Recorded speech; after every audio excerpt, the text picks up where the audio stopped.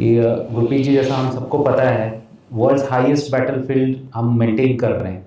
मतलब दुनिया में कोई इससे ऊंचाई पे कोई सोल्जर आज तक ना अपना पोजीशन बांध के रखा है ना कायम रखा है, ठीक है, और हमने उसको आज तक मेंटेन कर रखा है। And hats off to Indian soldiers and people maintaining that. तो इतनी टफनेस के बावजूद भी लोग मनोबल बना करके रखते हैं, लेकिन उसके पीछे का जो डेली शेड्यूल है उसके बारे में थोड़ा सा लाइट डालेंगे Gurpreet ji for our audience? Sir schedule तो उसमें ज़्यादातर अपने बॉडी का लड़ाई रहता है सर उसमें। जी, अगर जिंदा रह गए तो सर दुश्मन को तो संभाल ही लेंगे।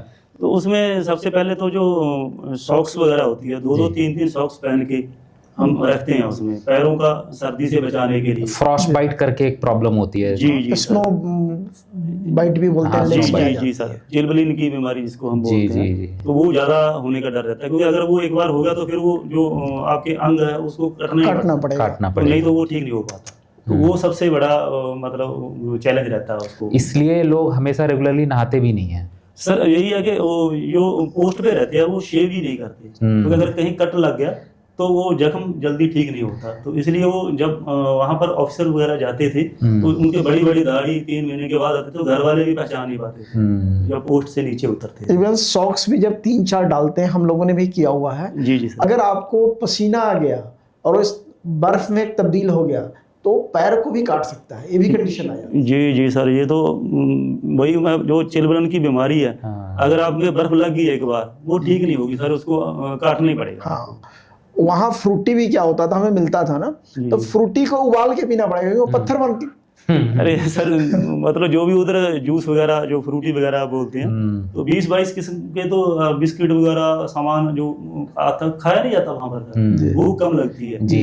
और बार कम है वहाँ पर, प्लास्टिक एयर रेजिस्टेंस है वो कम है बहुत। और प्लास्टिक एयर रेजिस्टेंस कम होने की वजह से आपको सांस लेने में प्रॉब्लम आती है, दिक्कत है, ऑक्सीजन लेवल बहुत कम है। जी सर। और आपको जो आपका इंस्ट्रूमेंट है उसका भी रेंज वेरी करने लग गया था। अच्छा। तो आपको अपनी ट्रेनिंग को भी वहाँ पर मैनेज करना पड़ेगा, क्योंकि वहाँ पर कुछ अलग तरीके से आपको एम करने पड़ते हैं। लंबे टाइम तक रहने में मेमोरी भी कम होता है, क्योंकि हाई एल्टीट्यूड है, ऑक्सीजन कम है और वेदर कंडीशन बहुत डिफरेंट है। सर जैसे सभी लोग बोलते हैं और होता भी है, ऐसे बोलने से मेंटली कंडीशन और खराब हो जाती है कि हाँ ऐसे होता है, मेरे को 3 महीने हो गए हैं, ये लोग बोलते हैं तो ये प्रॉब्लम हो जाएगी। तो होता है सर, जो रहे हैं उनको बेटर पता है। विनीत सर, पता नहीं आप कितनी बार गए हैं, मैं तो जब उधमपुर जम्मू में था तो हमारा रेगुलर वहाँ Mi-70 से जाना होता था, और 15 दिन काटना बहुत टफ होता था कंडीशन वहाँ पर। तो सर अगर वैसे भी कोई चीज भूल गए तो हम बोलते थे यार मेरे को तो लग रहा है हो गया सर, इफेक्ट हो गया। और पीस यूनिट में आने के बाद लोग मजाक भी उड़ाते हैं, इससे मत ज्यादा पूछो, ये अभी हाई एल्टी रिटर्न है, इसको पता तो होगा नहीं। कई सर जो लड़के थे पोस्ट काट के आते थे,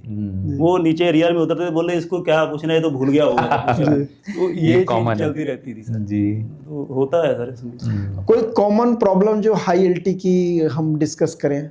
सर कॉमन तो जैसे सांस लेने में जिसका बीपी वगैरह, वैसे तो जब हाई एल्टी में जाते हैं तो क्लाइमेटेशन करते ही चलते हैं 48 आवर्स का। जी सर। वो जैसे नीचे से रेजिमेंट ऊपर चढ़ती है, अगर 15,000 फीट के ऊपर आप जा रहे हो तो थोड़े थोड़े डिस्टेंस के ऊपर आपको क्लाइमेट किया जाता है। 4-5 दिन रुकने के बाद जैसे आपका सेट हो जाता है बॉडी, उसके बाद फिर ऊपर लेके मतलब उस वेदर कंडीशन में शरीर को उसको क्लाइमेटेशन किया जाता है। अगर बीच में किसी को प्रॉब्लम आ गई उसको वहीं से नीचे डाउन वापस कर देते हैं। उसका आपका डेली रेगुलर बीपी मेजरमेंट होता है, रजिस्टर लगा होता है, उसमें आपका हर एक का नोट किया जाता है, किसी का बीपी वैरी तो नहीं कर रहा। एक कंडीशन में बताऊंगा, कई बार हम लोग वहाँ फूड ड्रॉपिंग के लिए जाते थे। अगर किसी पोस्ट पे अगर 100 मीटर भी दूर फूड ड्रॉपिंग हो गया किसी कारण से, क्योंकि सामने से पाकिस्तान की भी फायरिंग आती थी, जब यहाँ से उस समय चेतक चिता से ड्रॉपिंग होती थी, Mi-17 से सामान जाएगा तो उसको भी 100 मीटर ले जाना बहुत मुश्किल काम है, फूड को भी। और वहाँ लाइफलाइन 2 चीज़ें, फूड और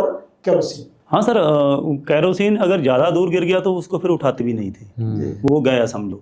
अगर कहीं करवास में नीचे गैप में गिर गया, अगर कहीं नज़दीक है तो उसको फिर ट्रुप जाते थे, पार्ट में उठा करके लाते थे, उसमें ज़्यादातर लड़ाई थी कैरोसिन फूड की और पानी की।